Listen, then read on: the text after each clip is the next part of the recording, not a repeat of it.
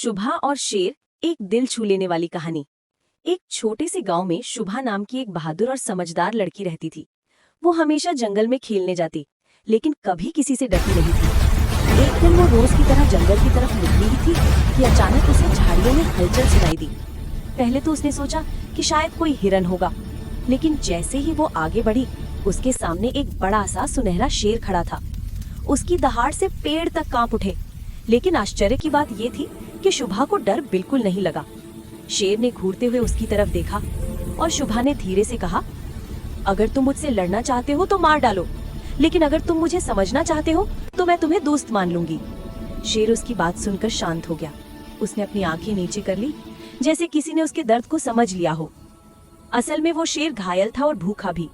शुभा ने अपनी पोटली में से रोटी निकाली और शेर के सामने रख दी। धीरे धीरे शेर ने रोटी खाई और अपना सर शुभा के हाथों पर रख दिया। उस दिन से वो शेर शुभा का रक्षक बन गया। जब शुभा जंगल जाती, शेर उसके साथ चलता।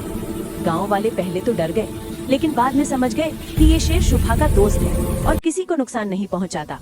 धीरे धीरे वो कहानी पूरे इलाके में फैल गई कि एक छोटी सी लड़की ने एक खतरनाक शेर को दोस्त बना लिया।